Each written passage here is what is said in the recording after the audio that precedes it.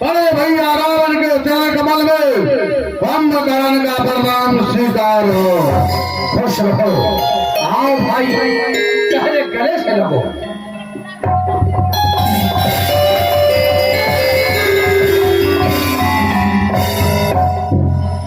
भैया रावण, आज ये मैं क्या देख रहा हूँ? जो चेहरा हर वक्त चांद की तरह खिला रहता था, आज मैं उदास देख रहा हूँ, बहुत चिंतित देख रहा हूँ। इस चिंता का क्या कारण हो सकता है भैया, हमें बताइए। कुंभकर्ण, चिंता का ही तो विषय है जो आज तक लंका में नहीं हुआ, आज वही हो रहा है। हमारी लंका को मनुष्य और बंदरों ने चारों ओर से घेर रखा है।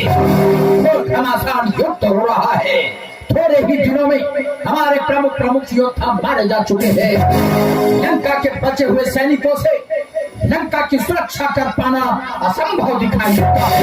इसी कारण तुम्हें जगाने की आवश्यकता आ पड़ी और तुम्हें मैंने जगाया है कि युद्ध भूमि में जाओ और शत्रुओं का विनाश करो।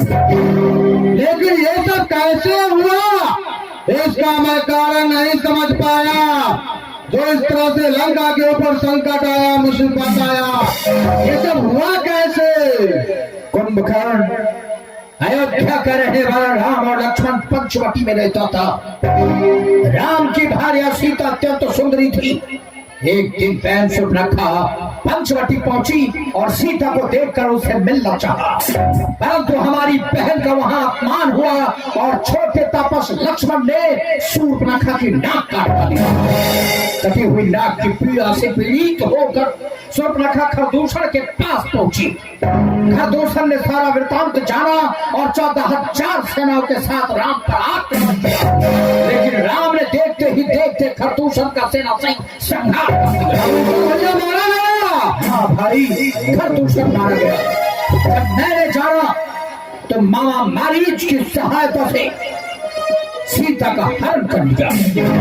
सीता हरण करने के पश्चात उन्हें ढूंढता हुआ हनुमान नाम का वानर लंका पहुंचकर सारे अशोक वाटिका को चाहता।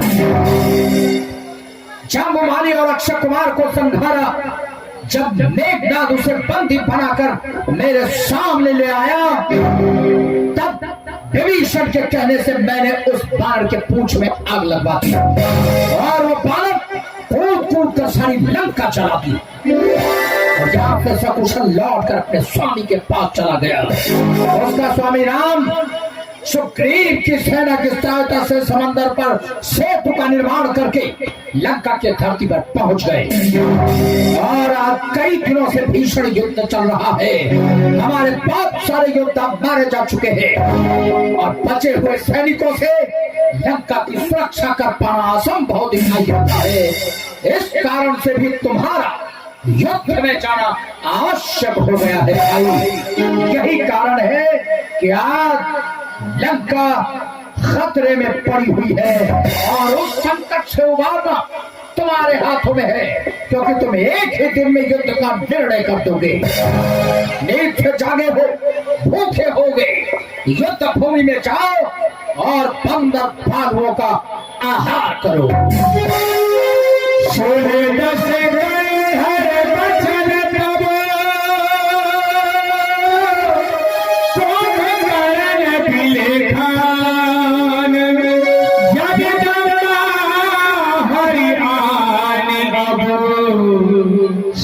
चाहत कल्याण।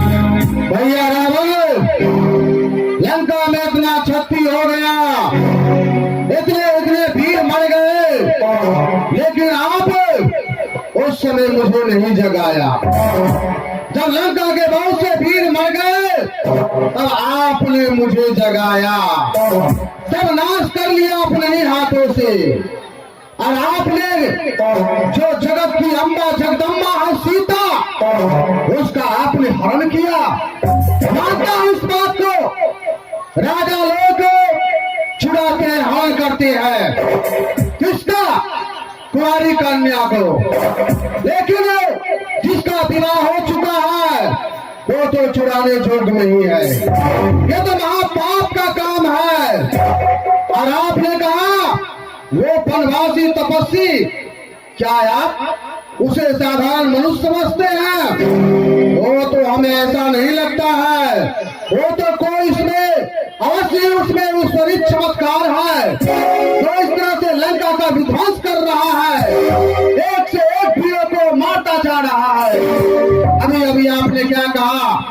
हर दूसरा तीसरा 14,000 सेना के संयुक्त उस भय तापस राम पे आक्रमण किया, लेकिन वो भय तापस राम ने 14,000 सेना के संयुक्त हर तीसरा को मार गिराया। क्या आप अब भी नहीं समझे कि वो मानव है या वो ईश्वर है? फिर आपने ये कहा कि उसका छोटा सा दूत हनुमान आया, पूरे अशोक उद्यान को उजाड़ दिया। दक्षिण कुमार जम्बूमाली ऐसे ऐसे वीर को मार दिया और अंत में नगर में आग लगाकर अपने स्वामी के पास चला गया आपके रहते हुए, लेकिन आप उसका कुछ नहीं बिगाड़ सके। क्या वो बंदर साधारण बंदर है? हमें तो नहीं लगता साधारण बंदर है, उसमें अवश्य कोई ईश्वरीय चमत्कार है। तभी तो इतना कौतुक करके यहाँ से चला गया। महाराजा रावण, मैं तो यही कहता हूँ, आखिर शूर्पणखा वो लंका में रहती थी, उसे क्या जरूरी था पंचवटी जाने का? उस बच्चों से क्या लगने का? और इस तरह से वो झगड़ा वो पिसा ली और सारे लंका को नाश करवा रही है। तो गई वहां पर शूर्पणखा, क्या काम भला था जाने का? कोई तो कारण होगा बच्चों से नाक कटाने का। इस बेमतलब के झगड़े में लंका का सत्यानाशी है।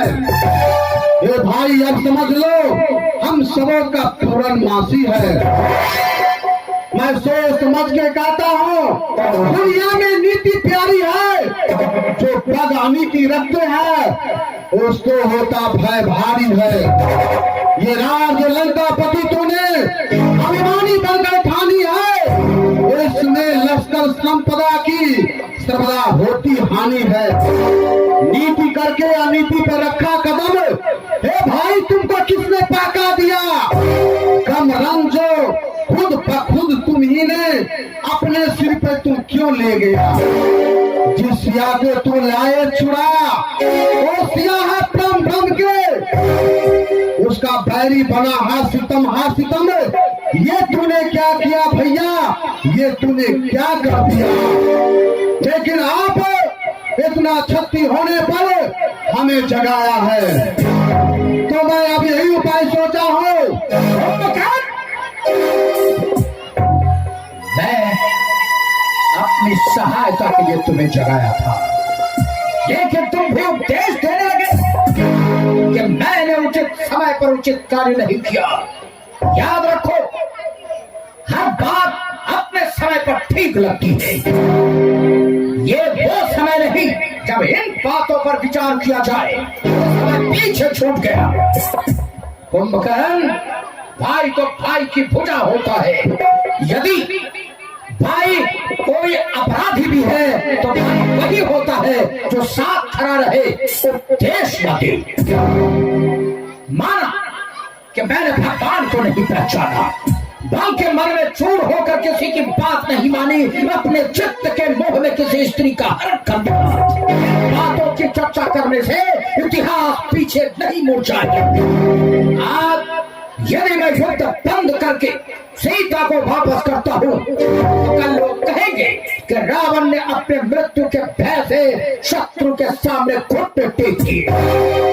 रावण मर सकता है, टूट नहीं सकता। रावण का शीश कट सकता है, शत्रु के सामने झुक नहीं सकता। कुंभकर्ण, यदि तुम्हें कर्तव्य पथ में अंधकार दिखाई देता है, युद्ध भूमि में जाने से कोई लाभ नहीं होगा। यदि उद्देश्य देना है तो जाओ, जाकर जैसे सोए थे वैसे ही सो जाओ। रावण को तुम्हारी आवश्यकता नहीं है। ये युद्ध रावण का है और इसे रावण अकेला ही लड़ेगा। भैया आप तो खुद पंडित और ज्ञानी है, भला मैं आपको क्या शिक्षा दे सकता, क्योंकि आप नवो ग्रंथ और 18 पुराण का आप ज्ञाता है। भला आपको मैं क्या शिक्षा दे सकता। लेकिन जिस समय हम आप दूसरे ब्रह्मा का तपस्या किया था, उस समय ब्रह्मा ने क्या कहा था, तुम दोनों की मृत्यु मनुष्य और बंदर के हाथ में होगी। क्या आप उस बात को भी भूल गए? वो बात भी आपके ध्यान में नहीं रहा। और छोड़िए, अब जो बात बीत गई सो तो बीत गई। जब तो नाश का पारा ही आ चुका है। वो तो ज्ञान की बात थी, नीति की बात थी जो आपको मैं कहा। अब भाई का क्या कर्तव्य होता है, अब मैं करने के लिए जा रहा हूँ। वो बनवासी फकीर आपके लंका को चारों तरफ से घेर लिया है। तो आपका भाई कुंभकर्ण तब जा रहा है उसे बदला लेने के लिए। आप जाइए, राजमहल में जाकर के आराम कीजिए और आपका भाई कुंभकर्ण दोनों तापस का सर काट करके आपके चरणों में ला करके रख देगा। और जितने बंदर भालू है सबों को मैं पकड़ पकड़ करके खा जाऊंगा। आप भाई कुंभकर्ण यही बात करो, यही बात। जो शत्रुओं ने हमारी धरती पर आक्रमण किया है, तो इस धरती से शत्रु जीवित वापस नहीं जाना चाहिए। जाओ और आज संध्या तक युद्ध का निर्णय कर दो। राम भी तो देखे कि रावण से टकराना उसके लिए कितना बड़ा दुष्कर कार्य है। ऐसा ही होगा भैया। जाए आप राजकाज देखे, मैं जा रहा हूँ।